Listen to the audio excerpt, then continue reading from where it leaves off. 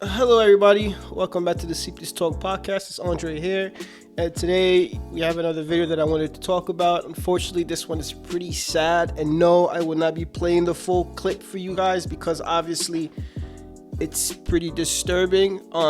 I will provide a link if you guys are interested. Just let me know in the comment section if you guys want a direct link. I will post a direct link, whether it's in the comment section or in the description box, so you guys can go ahead and watch the full video. Again, viewer discretion is advised because it's serious. So this is a video of two black Amazon workers who were engaged in a fist fight that then turned deadly. Circumstances are pretty common, right? We hear about a lot of this stuff going on. But usually it's a little bit rare to see it happen at the workplace. Usually in the streets, yeah, but at the workplace, it's pretty rare. Unfortunate. But yeah, man, I just think things are getting out of control. Or is it just me? You got people who are saying, this is terrible because of A, B, C, and D. But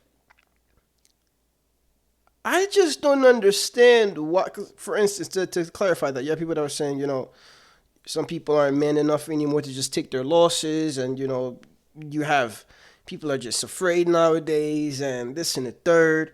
You get a lot of those types of opinions. But look, at the end of the day, this is very unfortunate. Somebody lost their life, right? So what can we do as individuals to learn from this experience so that we could better ourselves and hopefully never go through something like this, or at the very least help somebody else never go through something like this, right?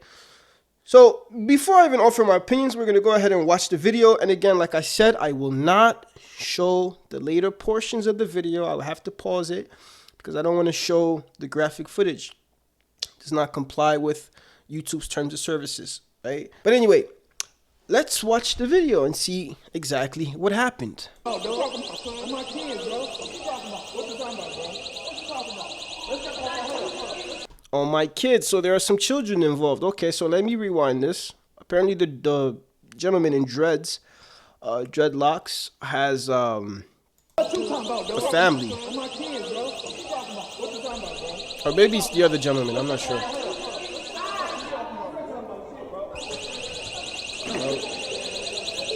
Don't fight over bitches.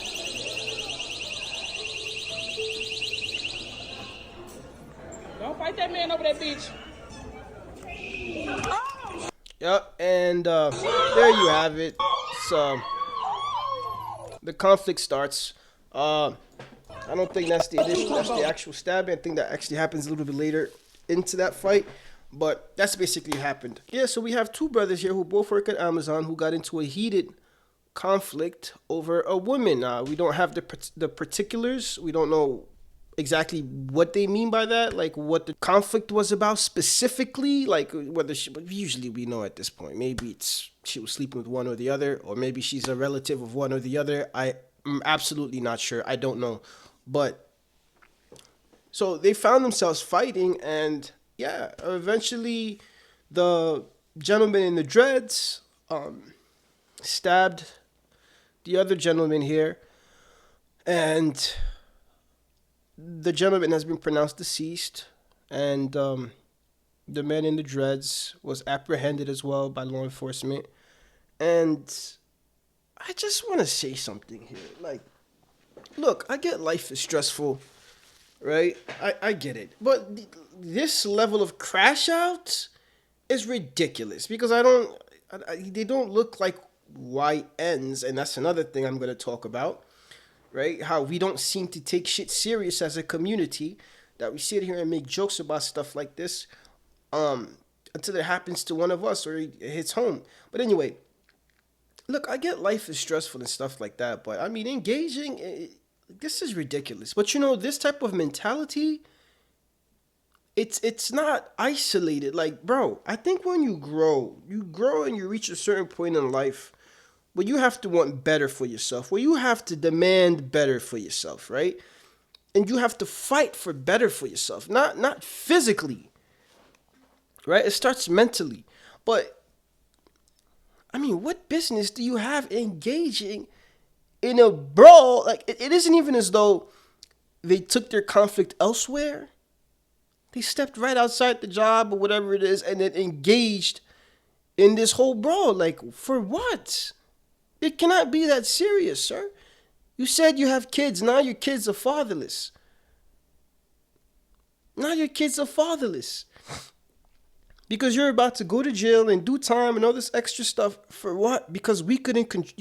This is the problem. I feel like when you're raised, now I get it. Some people do snap. There's only so much somebody could take. I totally understand and respect that. Right?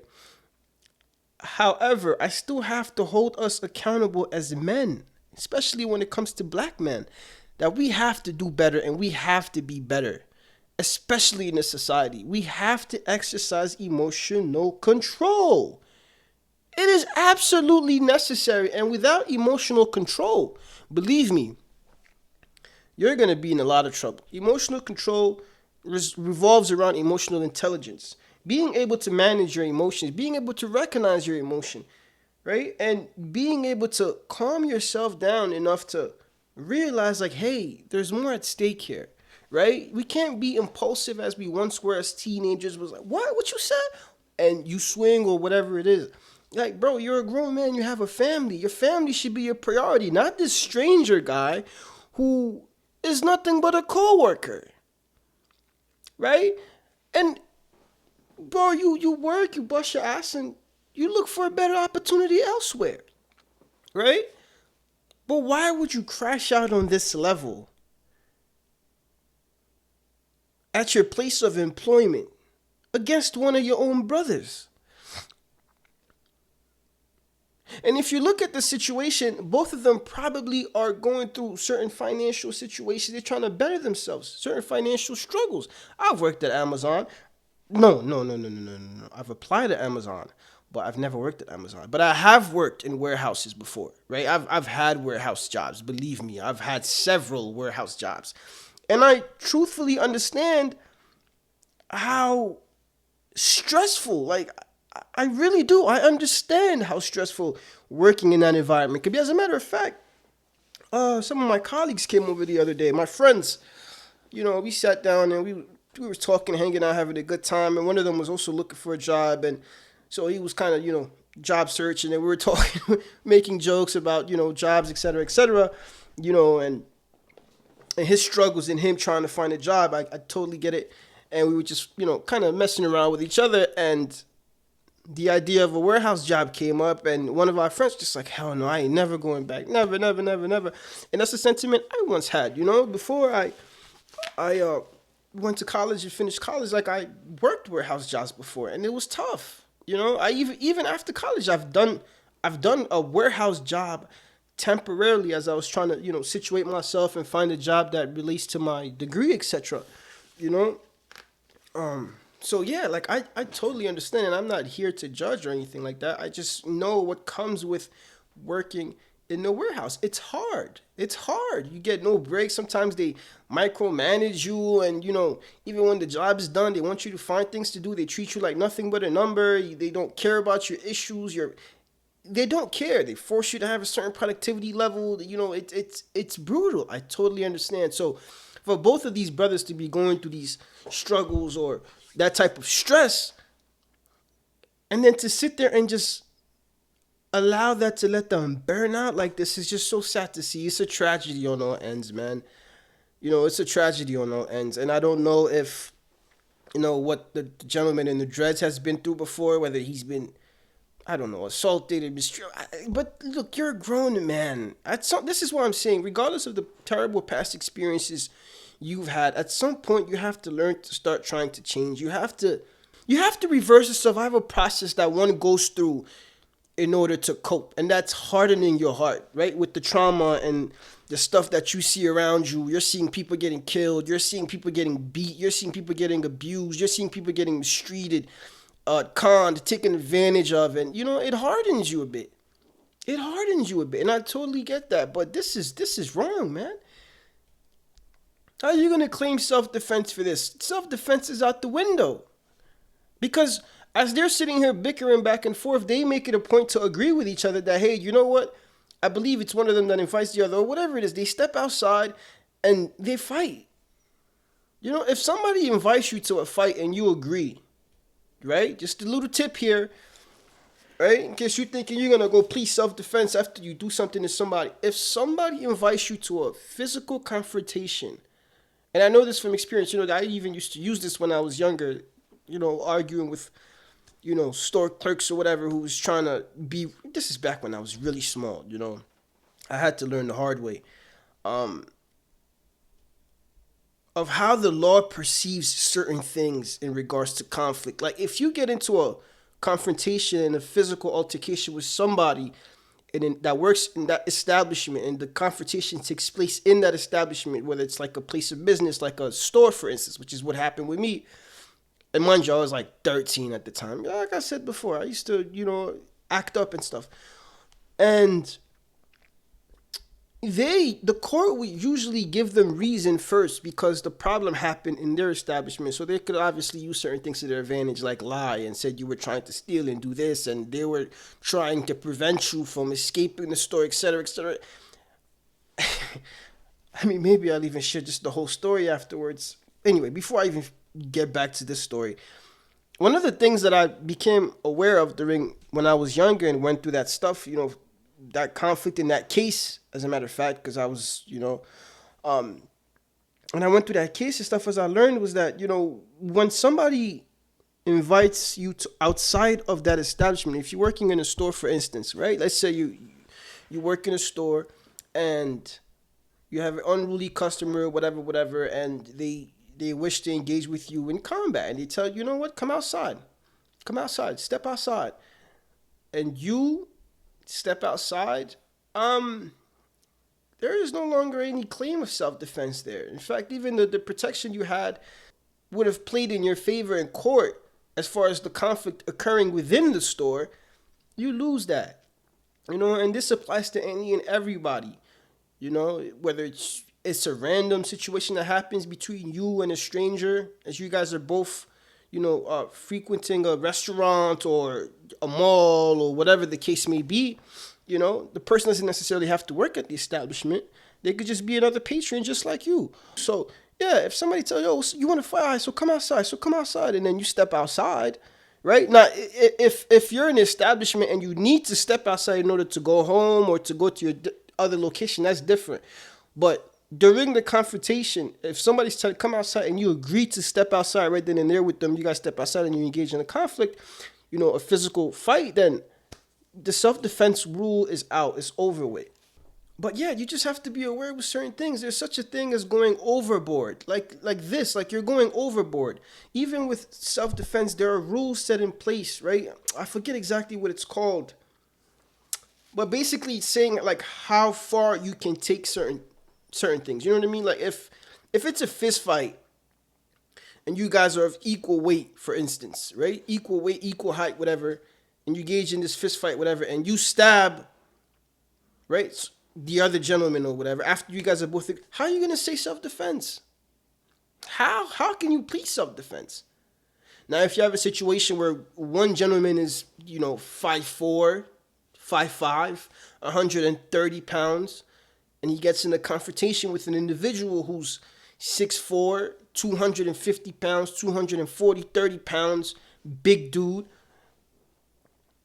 the smaller individual may stab, if they were to use, a knife or weapon against this bigger opponent, the court may respect that as self-defense. Okay, he stabbed the guy. Okay, we understand the body composition, the stature, the weight, etc., that this person posed more of a threat to the other person, right? The bigger guy is more of a threat to the smaller guy. That's how the court is going to look at it. You understand what I'm saying? So you have to be mindful of these things, man. Like in this situation, them engaging in a fist fight, him just stabbing him, it's not going to look good. I don't think it's going to go well, in my opinion.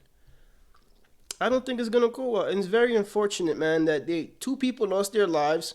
A son or a daughter lost their father, maybe both. This guy may have had family members as well. As a matter of fact, I've seen in comment sections how the family was pleading with people to stopped circulating the video, which is another reason why I'm not about to play, you know, the part where he's significantly hurt or whatever. But yeah, man, it's I just don't understand why it is that we constantly going in circles doing the same thing. You guys have a family to protect, you have a family to defend, you have a family to provide for, to be there for. That should be your priority. Whatever conflict you have with the next man, if you choose to resolve it, fine, do so. But always remember, your family is your priority. Your family, there are plenty of people who are incarcerated. Incarcerated for life, incarcerated for decades, over a moment that only took 2 minutes. Maybe less, 30 seconds, a minute. Learn to walk away from things that are not that serious, man. This man was not a threat to his life. And then therefore, if you see the video, you see, like, I guess he was pulling his dreads out or whatever, like, but still. And this isn't the first time we see stuff like this, man. A simple physical confrontation turns deadly because somebody pulls out a firearm and extinguishes one's, you know, life light. Like, life force is gone. It's terrible. And it's unnecessary, man. We're grown. We're no longer young teenagers. And that's what bothers me. Because you may have people who may look at this and feel like, and justify the man's actions. Either or, left or right. You know? If you're going to fight, bro, have your fight, whatever, leave it at that. You know, leave it at that. They probably would have got fired, whatever. Leave it at that. Leave it at that and move on, bro. But no, you chose to not only destroy your own life, you chose to destroy his life. And now the lady, if it was the lady who they were arguing over, the woman, if it was about romance, then guess what? She's going to move on. What, you think she's going to sit there and wait for you for 30 years? Like, she'll find somebody else, you know. She will reside with somebody else. She'll sleep with somebody else. That's life. Because you want to make a temporary decision. Excuse me, you want to make a permanent decision over a temporary situation. How are you supposed to get away with this? How? There are people there. There are co-workers there. There are people with cameras. What are you talking about?